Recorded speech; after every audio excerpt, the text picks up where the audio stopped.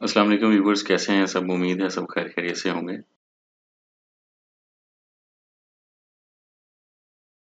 आज का हमारा मॉड्यूल परचेज मॉड्यूल है। हम परचेज मॉड्यूल की कंप्लीट जो है वो कॉन्फ़िगरेशन करेंगे।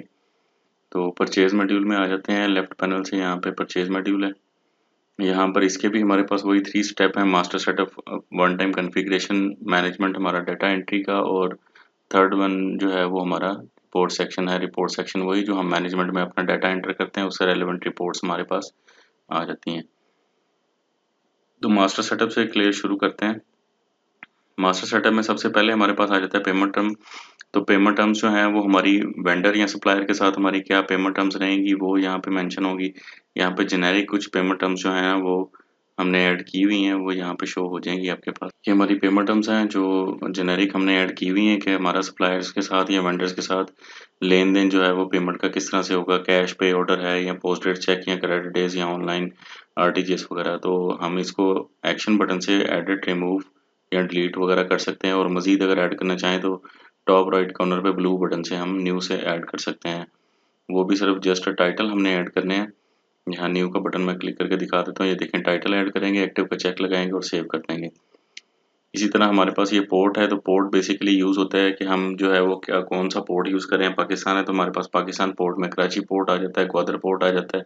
तो किस पोर्ट के थ्रू हमारा जो है वो इम्पोर्ट एक्सपोर्ट का जो बिज़नेस है, जो बाहर की किसी कंट्री से कोई सामान वगैरह हम मंगवा रहे हैं, तो वो हम कौन सा पोर्ट यूज़ कर रहे हैं।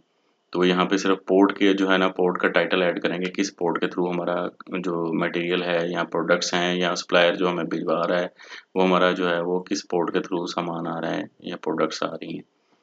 तो ये शिपमेंट मोड है हमारा। शिपमेंट मोड जो है वो उसका वाया लिखना है कि शिपमेंट मोड वाया बाय सी आ रहा है, बाय रोड आ रहा है, बाय एयर आ रहा है। वो शिपमेंट मोड यहाँ पे ऐड होगा। और इसके लिए भी हमें टाइटल के तौर पे जो है ना वो चीज़ें ऐड करना होंगी। जैसे यहाँ पे न्यू का बटन ऐड करके तो वो टाइटल ऐड हो जाएगा। एक्टिव का चेक देखेंगे और इसको सेव करेंगे। और ये है शिपिंग कंपनी। शिपिंग कंपनी का मतलब ये है कि जैसे हम अगर किसी बाहर की कंट्री से कोई सामान मंगवाते हैं और वहाँ पे शिपिंग कंपनी की डिटेल हमें देनी पड़ती है। जैसे हमारा कोई क्लियरिंग एजेंट होता है, जैसे कराची का पोर्ट अगर हम कहें तो वो कराची पोर्ट में क्लियरिंग एजेंट्स होते हैं। तो क्लियरिंग एजेंट्स की कंपनी जो है ना, उसका नेम हमने लिखना है कि किस कंपनी के थ्रू हम अपना जो शिप का है, वो शिप का मटेरियल का जो कंटेनर हमें आ रहे हैं, वो हम उसका किस किस कंपनी के थ्रू क्लियरेंस वगैरह करवा रहे हैं। तो यहाँ पे शिपिंग कंपनी का नेम आएगा जिस कंपनी के थ्रू ये कंपनी अपना जो स्टॉक है वो क्लियर करवा रही है। नेक्स्ट इसमें आ जाता है वेंडर। तो वेंडर बेसिकली सप्लायर या वेंडर एक ही चीज़ है। सप्लायर या वेंडर को आप यहाँ पे उनकी वेंडर की इन्फॉर्मेशन आती है। यहाँ पे वेंडर वैसे जेनेरिक हमने 2 ऐड किए हुए हैं। मज़ीद जो है वो ऐड करने के लिए यहाँ पे हमारे पास ये एक तो ऑप्शन है अपलोडर का।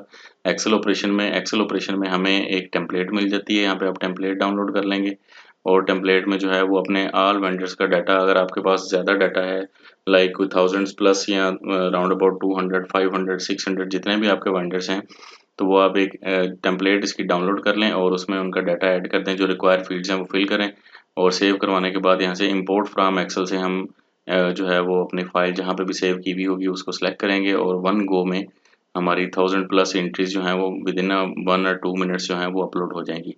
और अगर हमारे सप्लायर कम है और हम मैनुअल ऐड करना चाह रहे हैं तो टॉप राइट कॉर्नर पे ये न्यू वाला बटन है, इसको क्लिक कर लेंगे तो हमारे पास ये फॉर्म ओपन हो जाएगा इनका। तो यहाँ फॉर्म में जो है वो मैंडेटरी फील्ड्स हम ऐड करेंगे जिनके साथ रेड स्टेरिक है, तो वो टाइटल ऐड कर देंगे। इसके अलावा इनका चार्ट ऑफ अकाउंट वो जेनेरिक, वैसे हमने वही अकाउंट जो रेलिवेंट अकाउंट है वो मैप करवाए हुए हैं, फिर भी इनको एक दफ़ा चेक कर लेना बेहतर है। इसके अलावा वेंडर कैटेगरी, आपका वेंडर की क्या कैटेगरी है, अगर कैटेगराइज किया हुआ है वेंडर्स को तो वो आप यहाँ पे ऐड कर सकते हैं। इसके अलावा पेमेंट टर्म्स हैं इनकी। पेमेंट टर्म्स आप देख लें कि उनके साथ आपकी क्या पेमेंट टर्म्स हैं, तो वो ऐड कर दें। इसके अलावा यहाँ पे शिपिंग एड्रेस वो होता है जो आपका जैसे शिप का जो है वो एड्रेस है। जैसे पोर्ट आपने ऐड किया है तो वो पोर्ट कराची पोर्ट है, तो वो शिपिंग एड्रेस इसका पोर्ट आ जाएगा। बिलिंग एड्रेस, जिस एड्रेस पे इस वेंडर को हम अगर बिल वाया टीसीएस, एलसीएस या समथिंग जो है ना इस तरह की जो भी कोई कोरियर कंपनी है उसके थ्रू बिल भिजवाएं, तो इनके ऑफिस का एड्रेस जो बिलिंग एड्रेस होता है वो होता है, वो ऐड करेंगे। यहाँ पे रजिस्ट्रेशन नंबर, जीएसटी नंबर, ये ऐड करने के बाद ओपनिंग बैलेंस, अगर इस वेंडर का कोई आपके किसी पुराने सॉफ्टवेयर में या आपके किसी हिसाब किताब में लिखा हुआ है वो पुराना क्लोजिंग बैलेंस उसका, तो वो यहाँ पे ओपनिंग बैलेंस के तौर पे आएगा। और ओपनिंग डेट, जिस डेट से हम इस वेंडर का या सप्लायर का अकाउंट जो है वो लेजर मेंटेन करना चाह रहे हैं, वो डेट हम उस डेट से लेके इसको सेलेक्ट कर देंगे कि इस डेट से इनका लेजर जो है वो मेंटेन होना शुरू हो जाए। ये एक्टिव का चेक देखेंगे, यहाँ पे एक्टिव का चेक लगा हुआ है। ओडोमीटर जो है वो इस वेंडर के लिए, उस वेंडर के लिए यूज़ होता है जो ओएमसी वगैरह ऑयल मार्केटिंग कंपनीज हैं, वहाँ पे ओडोमीटर जो है ना वो यूज़ हो रहा होता है। और टैक्स इनेबल जो है वो यहाँ पे चेक लगा देंगे। टैक्स, अगर हम टैक्स वगैरह को भी डील करना चाहेंगे इस वेंडर के साथ, तो वो टैक्स का चेक इनेबल कर देंगे, तो वो टैक्स की भी जो है ना वो कैटेगरी इसके अंदर ऐड हो जाएगी। सेव करवा देंगे तो ये भी लिस्टिंग में क्रिएट हो जाएगा।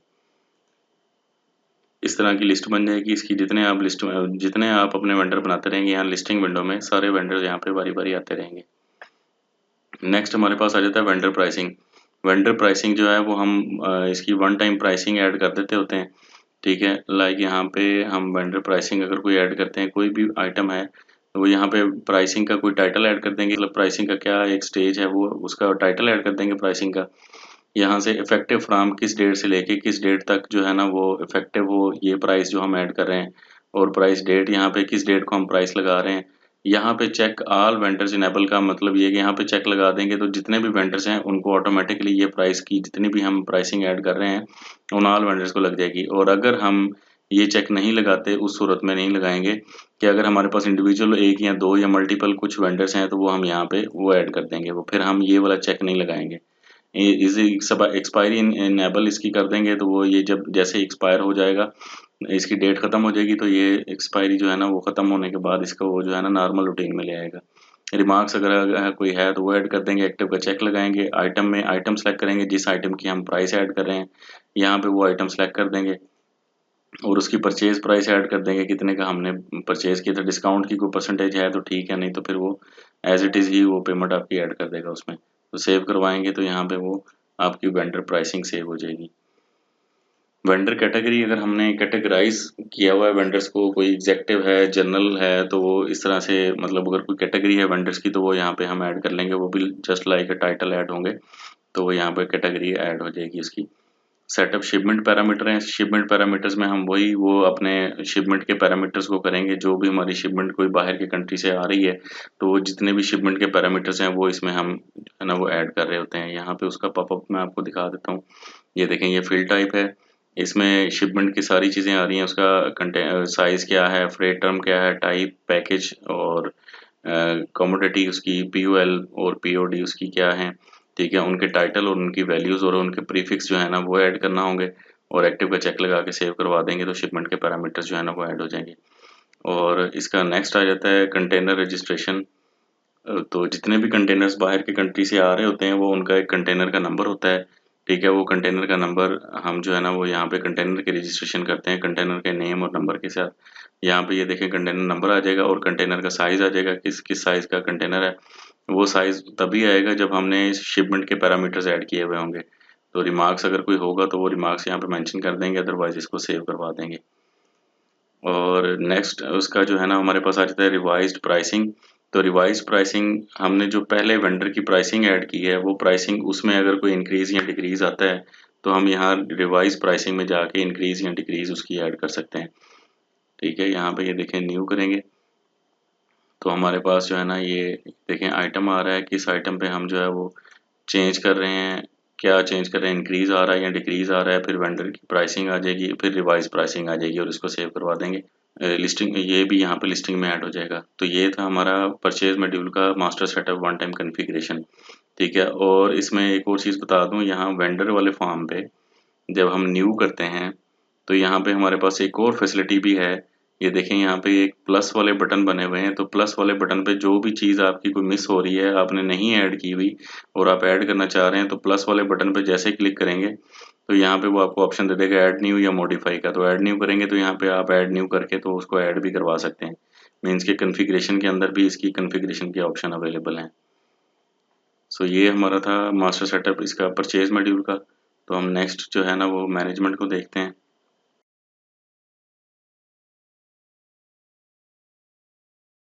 अच्छा, मैनेजमेंट में जो है ना ये सबसे पहला हमारे पास एक फॉर्म आ जाता है परचेज रेक्विजिशन का। परचेज रेक्विजिशन और कोटेशन और फिर परचेज ऑर्डर, फिर जीआरएन और फिर परचेज इनवॉइस। ये एक हमने जेनेरिक वे जो स्टैंडर्ड्स में जो कंपनीज जो है ना वो इनको फॉलो करती हैं वो कर सकती हैं। अदरवाइज यहाँ पे हमारे जितने भी फॉर्म्स हैं वो इंडिविजुअल भी वर्क कर सकते हैं। मीन्स कि अगर सिर्फ कोई परचेज इनवॉइस डायरेक्ट करना चाह रहा है तो परचेज इनवॉइस डायरेक्ट हो जाएगी। अगर वो जीआरएन डायरेक्ट क्रिएट करना चाह रहा है तो वो जीआरएन डायरेक्ट क्रिएट हो जाएगी। अगर परचेज रेक्विजिशन जैसे हम इसको प्रॉपर थ्रू लेके चलते हैं इसी तरह से जैसे ये बने हुए हैं हमारे पास, तो इसके लिए जो है ना हमें परचेज रेक्विजिशन है तो परचेज रेक्विजिशन पहले बनानी पड़ेगी। फिर उसके बाद उसी के एक्शन बटन में जाएंगे तो उसकी कोटेशन बनाएंगे। मैं एक बना देता हूँ purchase requisition from department computer से डिपार्टमेंट टू परचेज को, और रेफरेंस नंबर अगर कोई होगा तो मैं ऐड कर दूंगा। आइटम लैपटॉप चार्जर है, ये उसकी डिटेल्स आ गई फर्दर। उसके बाद उसकी ये यहाँ पे क्वांटिटी लिख देंगे कि हमें 5 चाहिए। रिमार्क्स अगर कोई हैं तो वो ऐड कर देंगे, अदरवाइज सेव एंड क्लोज कर देंगे। ये देखिए यहाँ लिस्टिंग विंडो में आ गई है, ये परचेज रेक्विजिशन हमारी बन गई है। अब परचेज रेक्विजिशन के एक्शन बटन से जाएंगे और हम यहाँ पे क्रिएट कोटेशन करेंगे।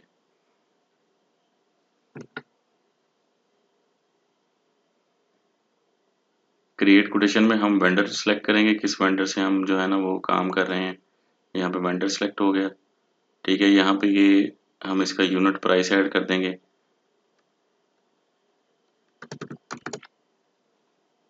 क्वांटिटी इसकी 5 है और ग्रॉस वैल्यू इसकी ऑटोमेटिक अपडेट हो जाएगी। डिस्काउंट और टैक्स वगैरह का हमने वो इनेबल किया हुआ था इसलिए वो यहाँ पर डिटेल्स आ रही हैं। टैक्स वगैरह का हम अगर ऐड करना चाहें तो उसको भी ऐड कर सकते हैं। सेव एंड क्लोज करवा देंगे। अब हमारी जो है वो कोटेशन क्रिएट हो चुकी है। यहाँ कोटेशन वाले फॉर्म पे आ जाएंगे, ये देखें इसकी लिस्टिंग विंडो में शो हो रही है। अब यहाँ पे हम एक्शन बटन से जाके इसका क्रिएट परचेज ऑर्डर पीओ बना लेंगे।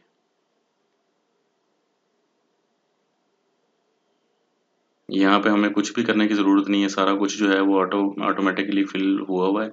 हमने जस्ट यहाँ पे सेव एंड क्लोज करना है और हमारा परचेज ऑर्डर बन जाना है। अब परचेज ऑर्डर में आएंगे तो इसकी भी लिस्टिंग में यही शो हो रहा है। यहाँ पे एक्शन बटन पे आएंगे और हमने अब जीआरएन क्रिएट कर देनी है। जब जीआरएन क्रिएट करेंगे तो जीआरएन का मतलब होता है गुड्स रिसीविंग नोट। तो गुड्स रिसीविंग नोट जो है ना वो तब होता है जब आपका गुड्स जो है वो आपको रिसीव हो जाते हैं। जो भी हमने ऑर्डर किया है, जो हमारी प्रोडक्ट हमने वेंडर से मंगवाई है या सप्लायर से मंगवाई है, वो हमें रिसीव हो जाती है। देन हम जो है ना वो जीआरएन क्रिएट कर रहे होते हैं। तो जीआरएन में जो है ना वो हमारे पास अब ये लैपटॉप प्रोडक्ट थी, लैपटॉप का चार्जर, और क्वांटिटी थी इसकी 5, और इसके पेंडिंग भी, पेंडिंग अगर हमारी कोई पार्शल आ जाती है, कोई जीआरएन पार्शल आ जाती है, वो मतलब हमें जो है वो 3 जो है ना वो 3 यूनिट्स भिजवा देते हैं और इसके रिमेनिंग जो है वो 2 यूनिट्स रिमेनिंग रह जाते हैं, तो वो पार्शल जीआरएन होती है। तो यहाँ पे अगर हम पार्शल नहीं करते, इसको कंप्लीट करते हैं, तो यहाँ पे हमारे पास 5 आइटम थे जो हमारे पास आ चुके हुए हैं इसके लैपटॉप चार्जर के। तो इसको हम सेव एंड क्लोज करवा देंगे। तो इसका इफेक्ट जो है वो 5 का इफेक्ट हमारी इन्वेंट्री में चला जाएगा। इन्वेंट्री में जहाँ पे हमारा प्रोडक्ट बना हुआ है वहाँ पे प्रोडक्ट में वो 5 इसके आइटम जो हैं वो प्लस कर देगा इसके, ठीक है। तो यहाँ पे जीआरएन में आ जाएंगे अब। तो जीआरएन की लिस्टिंग में ये देखें जीआरएन क्रिएट हुई हुई है। अब यहाँ पे इसके एक्शन बटन में आएंगे, अब हमारे पास है परचेज इनवाइस। तो अब हम परचेज इनवाइस ऐड करेंगे तो इसका बिल क्रिएट हो जाएगा। जो वेंडर ने हमें जो मतलब 5 जो है वो चार्जर भिजवा दिए हैं, 5 आइटम्स आ गए हैं हमें, तो अब उसका बिल चार्ज होगा हमें, ठीक है। उसके लिए हमें जो है वो ये देखें ऑलरेडी सारी चीज़ें अपडेटेड हैं, ठीक है। अब इसकी प्राइस है, वो प्राइस चूँकि हमने वहाँ पे इसकी जो ऐड की थी इन्वेंट्री के दौरान, जो इन्वेंट्री मॉड्यूल में हमने प्रोडक्ट जब ऐड किया था तो उस वक्त परचेज प्राइस ऐड की थी, तो वो आ रही है। यहाँ फिर हम इसकी परचेज प्राइसिंग ऐड की भी होंगी तो वो हमारे पास आ रही होंगी, ठीक है। तो यहाँ पे हम इसकी अगर मैनुअल भी ऐड करना चाहें तो यूनिट प्राइस मैनुअल भी ऐड हो सकती है, ऑटोमेटिक भी जो अपडेट की भी होती है वो भी यहाँ पे सिंक हो रही होती है। तो ये इनका जो है वो बिल बन रहा है हमारे पास। ये हमने वेंडर का बिल बना दिया। अब इस बिल की सिर्फ पेमेंट जो है ना वो ड्यू रहती है। ये देखें परचेज इनवाइस इसकी बन गई है। ये देखें ये परचेज इनवाइस में इसकी परचेज इनवाइस बनी। अच्छा, यहाँ पे परचेज इनवाइसेस जब हमारी क्रिएट हो जाएंगी तो यहाँ परचेज इनवाइस लिस्टिंग में शो हो जाएंगी। तो जो भी परचेज इनवाइस बनी हुई होगी उसके एक्शन बटन में यहाँ पे बहुत सारे फंक्शंस होते हैं। इसको हम एडिट कर सकते हैं, डिलीट कर सकते हैं। इसका प्रिंट वाउचर है, प्रिंट वाउचर में इसकी जितनी भी फाइनेंशियल ट्रांजैक्शन हुई है, कौन सा अकाउंट डेबिट या क्रेडिट हुआ है वो शो हो जाएगा, ठीक है। ये परचेज इनवाइस की एक फॉर्मेट 1 में इसका एक ये टैक्स इनवाइस क्रिएट हो जाएगी, एक में आपकी बिल इनवाइस क्रिएट हो जाएगी। तो मैं आपको एक जो है ना वो इनवाइस इसकी शो करवा देता हूँ। नेक्स्ट इसका जो है वो व्यू लेजर है, तो इसका वो आप लेजर देखना चाह रहे हैं तो इस वेंडर का लेजर भी आपको शो हो जाएगा। और ऑडिट लॉग में आपको ऑडिट लॉग इसका वो शो हो जाएगा, किस यूज़र ने किस वक्त ये इसकी एंट्री जो है ना वो डन की थी। तो अभी हमें एक रिपोर्ट में आपको चेक करवा देता हूँ इसकी। ये देखें, ये रिपोर्ट है और इसमें जो है ना वो उसकी जो है वो ट्रांजैक्शन शो हो रही है। ये कंपनी का नेम है, वाउचर नंबर और बाकी इसका जो वाउचर है। अब इसको प्रिंट करना चाहें या इसका जूम वगैरह करना चाह रहे हैं तो जूम भी हो जाएगा। ठीक है, डायरेक्ट प्रिंटर से प्रिंट लेना चाह रहे हैं प्रिंट भी हो जाएगा इसको। और डिफरेंट फॉर्मेट्स में आप इसको जो है वो एक्सपोर्ट कर सकते हैं यहाँ पे। अब हमने इसकी बिल पेमेंट करनी है, तो बिल पेमेंट जो है वो यहाँ पे हमने नेक्स्ट इसका बिल पेमेंट्स वाला फॉर्म आ जाता है।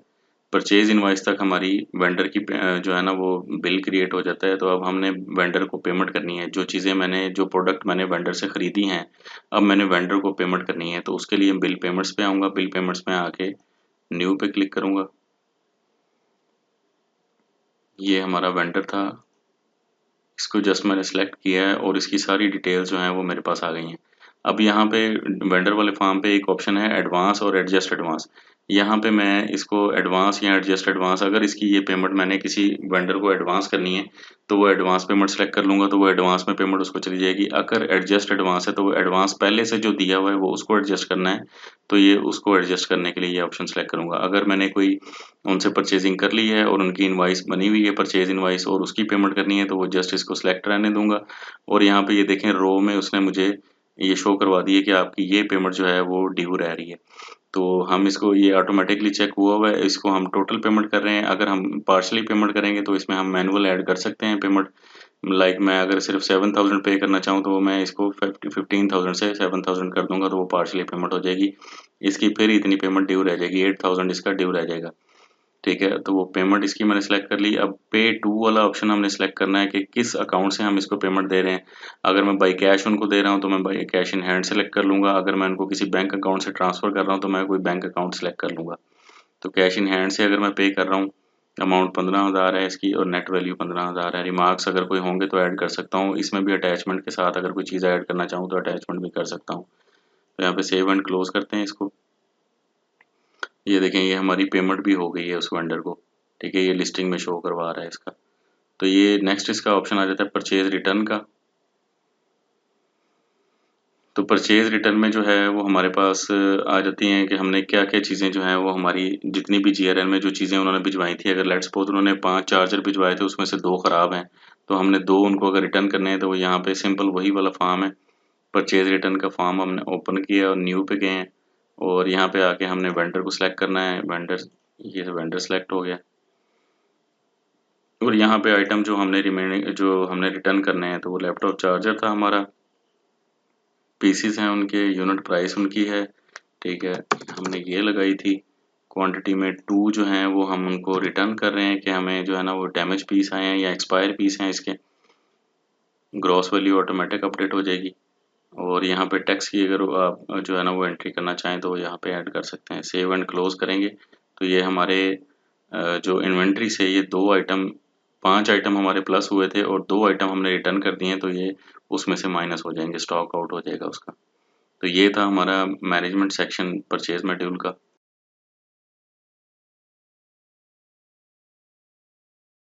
और लास्ट में हमारे पास आ जाता है ये डैशबोर्ड है। डैशबोर्ड आपका सिर्फ परचेज मॉड्यूल के डैशबोर्ड को शो करवाएगा। और रिपोर्ट सेक्शन में मैं आपको 2 रिपोर्ट्स दिखा देता हूँ, उसमें फॉर्मेट आपको कंफर्म हो जाएगा कि किस तरह के फॉर्मेट है।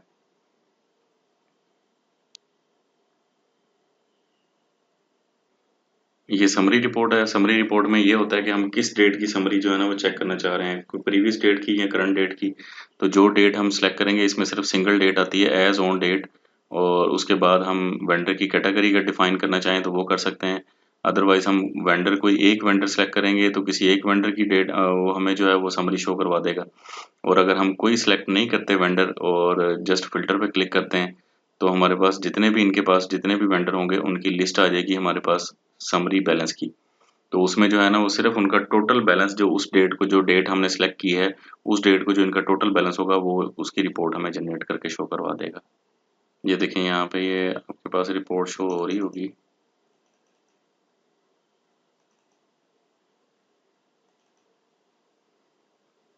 ये वेंडर 1 का समरी बैलेंस इतना है और वेंडर 2 का समरी बैलेंस इतना है। इसी तरह से हमारे पास ये दूसरी रिपोर्ट है, vendor vendor balance detail report. तो इसमें जो है ना डिटेल के साथ जो बैलेंस आ रहा होता है ना वो शो हो रहा होता है। ये यहाँ से फ्रॉम डेट और to date, vendor category select करना चाहें तो ठीक है। वेंडर भी हम अगर इंडिविजुअल किसी एक का देखना चाह रहे हैं तो वो शो हो जाएगा। अगर हम इसको नहीं सिलेक्ट करेंगे तो जितने भी वेंडर यहाँ पे बने हुए होंगे उनके हमारे पास जो है ना वो डिटेल के साथ लेजर आ जाएगा। और शो आइटम और शो रेफरेंस में हमें जो है ना ये ऑप्शन अवेलेबल है। शो आइटम और शो रेफरेंस के साथ हमें वो इनवाइसेस इनकी शो करवा देगा। फिल्टर पे क्लिक करते हैं। अच्छा ये रिपोर्ट है। अब ये देखें इसमें दो हमारे पास वेंडर हैं, दोनों के लेजर उसने शो करवा दिए हैं।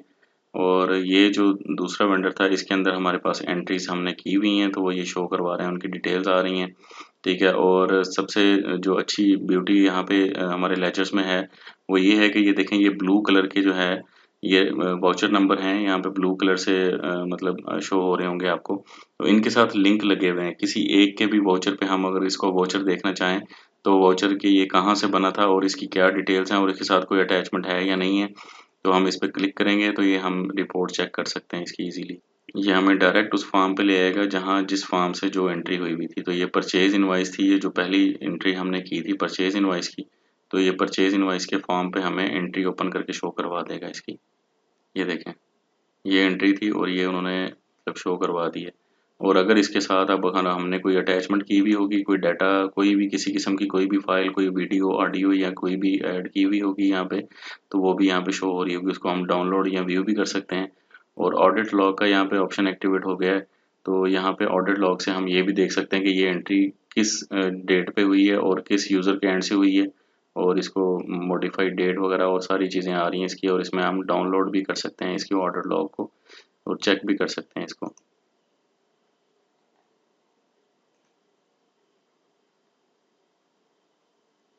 तो इसी तरह से ये हमारी रिपोर्ट्स का एक वो व्यू था, मैंने आपको शो करवा दिया। इसमें काफ़ी सारी रिपोर्ट्स हैं, उनके टाइटल से शो हो जाता है कि रिपोर्ट किस हवाले से है और किस चीज़ को वजह करेगी। वो आप बारी बारी इन रिपोर्ट्स को चेक करेंगे तो आपको अंदाज़ा हो जाएगा कि ये रिपोर्ट्स किस लिए और किस किस तरह से क्या क्या इम्पैक्ट्स लेके जो है ना वो आपको शो करवा रही हैं। ठीक है, मेरी एंड से जो है ना ये आपका परचेज मॉड्यूल जो है ना वो कंप्लीट हो गया हुआ है। इंशाल्लाह फिर मिलते हैं अगली वीडियो में। उस तब तक के लिए अल्लाह हाफिज़।